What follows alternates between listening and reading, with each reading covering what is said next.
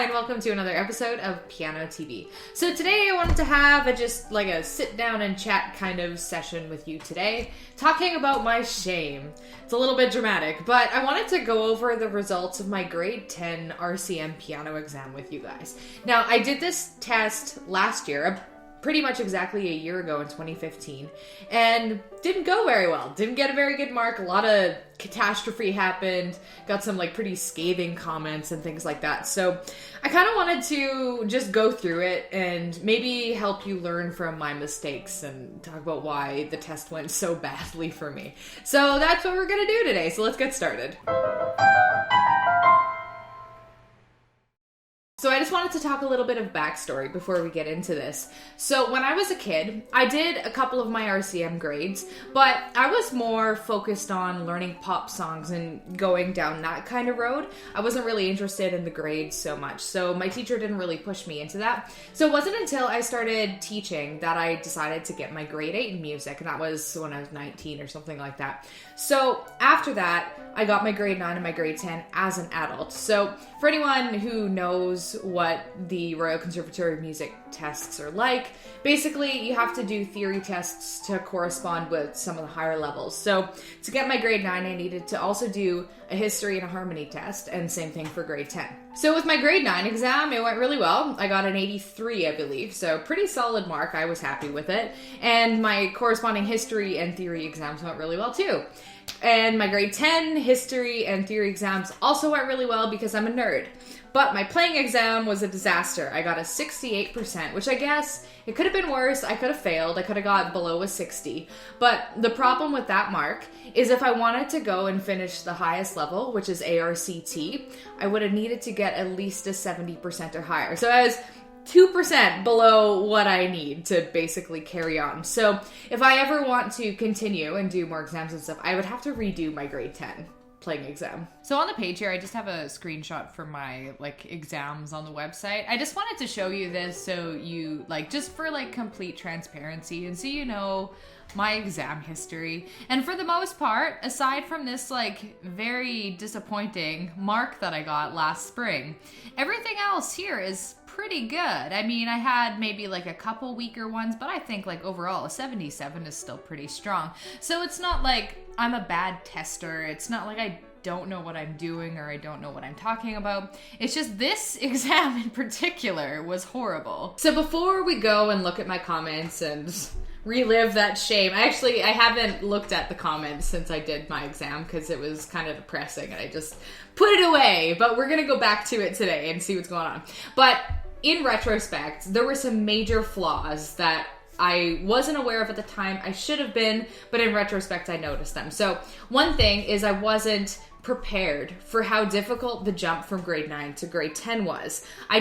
I don't know what I was expecting, but grade 10 was really hard for me. I really struggled. And I think that's partly because I didn't give myself enough time to master the material. I gave myself a year and a half from grade 9 to grade 10, which isn't a lot of time considering I'm an adult. I have a life, I have a job, I have other things to do aside from, sit and practice piano all day. I'm not a student. Well, I'm not a full-time student. So I should have given myself more time to really master the material. That was my first mistake. The second mistake is I wasn't emotionally prepared. So what I mean by that is I was just really, really nervous and I didn't have a very good grip on myself. So you've probably been in this situation before when you're performing or you're doing an exam or something and you're just so nervous that you're shaking and you can't do. I was shaking for half of my exam. And that's a real problem when you're trying to play fast runs and things like that. And you can't convey subtlety and emotion in music when you're just freaking out. So I should have better emotionally prepared myself, maybe with some, breathing exercises or stress reducing techniques. I basically needed to learn about how to perform and how to reduce the stress that I experienced while at that exam, and it would have gone a lot better. The other big mistake that I made, and this is specific to just one song, but it kind of happened to some of the other songs. I did a Bach piece for my Baroque performance. Now, that's all well and good. Bach is awesome. I love him. But this is crazy. It was my first time ever learning a Bach song, aside from maybe when I was a kid doing little basic Bach compositions. So that was just dumb. What I really should have done is gone back and done some of the earlier easier Bach compositions before attempting to learn like a grade 10 level Bach piece, because there's so many little stepping stones that I missed, so many little Baroqueisms that I hadn't mastered. And when you go straight to the hard stuff, you don't have those building blocks in place, so it can kind of just fall apart a lot easier. So in retrospect, I should have spent a lot more time on my grade 10 music, and I should have studied some of those gaps that I was missing in my technique and my knowledge. So I think the best way to do this is we are going to go to the screen, and I'm just going to show you the PDF of my shameful grade 10 exam. We can look at it together and see what we can learn. So I guess the best place to start is by looking at an overview. So my list A, that would have been my Bach that I was just telling you. Look at this, 7.5 out of 12. Brutal, absolutely brutal. The other one I bombed, I did a Beethoven piece. That was my list B, 8 out of 14. Barely passed, that was also a disaster. 6.5, 6.5, okay, that's like maybe slightly better than the first two. And then 7 out of 10, that was probably my best one. And that's kind of depressing saying that 7 out of 10, 70% was my best song performance. So I lost a ton of marks just because I did such a bad job playing my songs. Now, looking at my technical requirements, studies, these were performances, so these were songs. They went pretty well, 4 out of 6s. I can take that given the disaster of the stuff before. And then my scales and stuff, 8 out of 12, not amazing, but like that's workable. It's a little bit better. And then my ear tests, as always, went really well. I lost 0.5 marks for intervals, and I honestly don't even know, not to like toot my own horn or anything. I don't know how I lost that 0.5 because usually I'm pretty good at ear tests.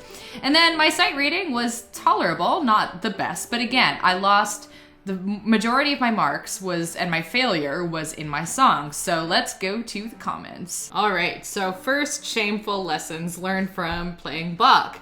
One thing that I like to do when I am learning how to do a song is I listen to a whole bunch of recordings of that song by really awesome, really famous performers, because like how better to get a sense of its piece by hearing different people, of its character, by listening to different people interpret it. So a lot of the interpretations I heard were really fast, so I was like, well, you know what, I'm gonna play this song really fast. But the examiner didn't like that. They said I played it at an inappropriately fast tempo. So I take that to mean that I probably played it faster than I was technically capable of, but maybe I played it a little bit less conservative. So I think mainly what they were expecting was like kind of a by the book interpretation, and I might have gotten a little bit too creative with it. So, but here, like running 16ths needed more evenness and technical control. So yeah, I was playing too fast for what I could do. Many of them didn't speak. More attention to dynamic contouring would give it a clearer sense of direction and greater structural clarity. So that's what I mentioned earlier where, you know, when you're really nervous, you kind of forget all the details, right? So that was for the prelude. So with the fugue, again, I was having tempo fluctuations and challenges. Apparently I wasn't keeping it steady. So I mean, work on your tempo, guys, the moral of the story. I think my biggest failing in the entire exam was my performance of a Beethoven sonata. And it was kind of funny because walking out of that exam, I thought I nailed it. I thought I did a really good job. I didn't make a lot of like huge mistakes or anything like that in this performance. And it was like an 8 to 9 minute performance. It was 2 movements of a sonata. So I walked away feeling really good about it and was a little bit surprised by the comments. But just like with Bach, the previous one, my major failing was that I was too creative in the interpretation. I deliberately did a lot of tempo fluctuations and stuff because that's what the really famous performers did. So I'm like, well, they do it, why can't I do it? But I don't know, either you have to have a certain degree of mastery to be creative at your exams, but I think what it really is again, they want you to do things exactly the way they are on the page. They don't want you to go wild with rubato, so like fluctuating tempos. Okay, here's where they drop the bomb.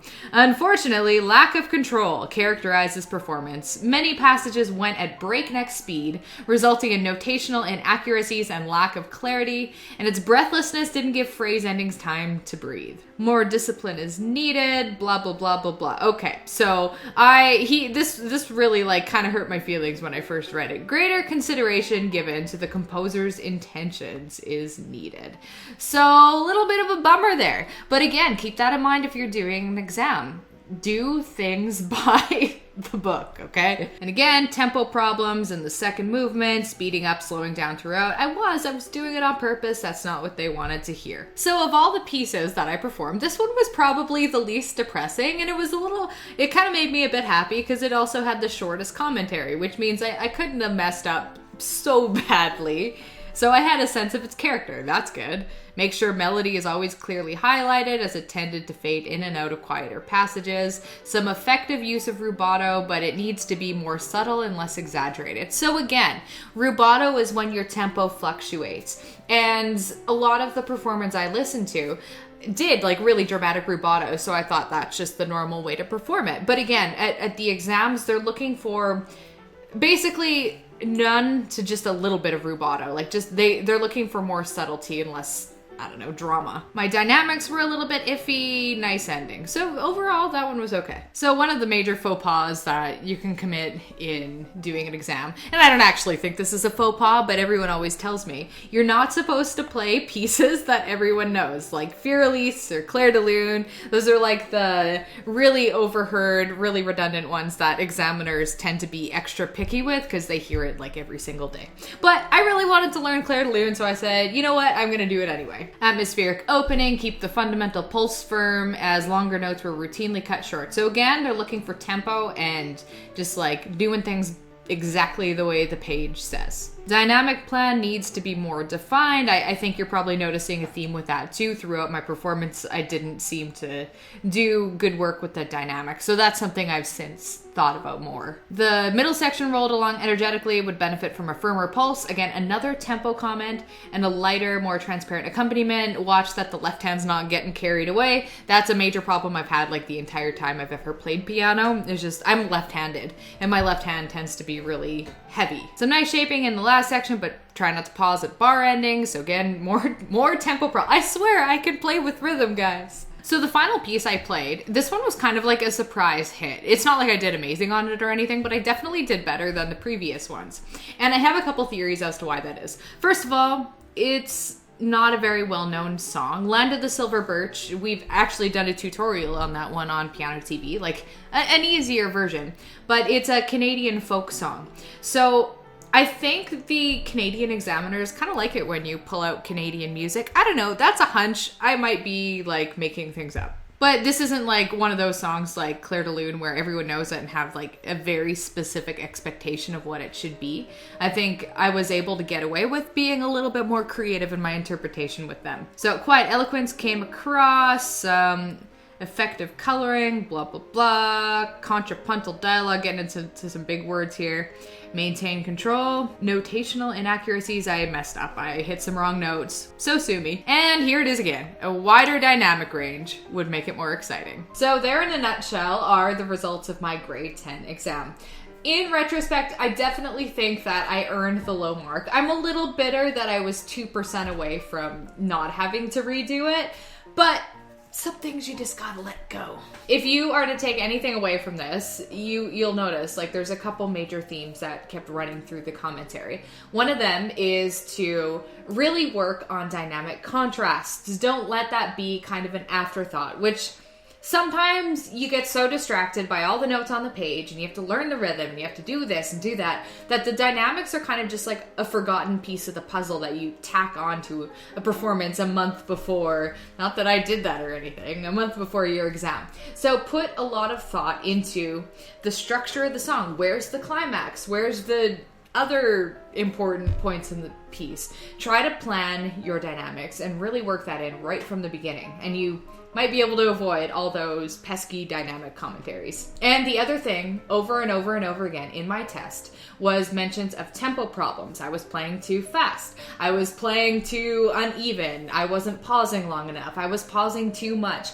They were really, really hard on me for tempo. So I think the way to avoid that is to try to keep things as even as possible. And when you do have a song, like if you're playing Chopin or Liszt or another romantic era composition that does require a little bit of flexibility in the tempo, don't go wild with it. Just a little dash. Otherwise, like if you're doing Bach, if you're doing Beethoven, anything like that, keep it very like mechanically steady. And when you're listening to famous performers play the songs that you're learning, you have to take that with a grain of salt because they are famous performers for a reason. They are very good at interpreting songs. So amateurs like myself should take a little bit of inspiration for them, but I shouldn't try to imitate their creative interpretations of the pieces because I'm probably gonna fall flat. Well, I did.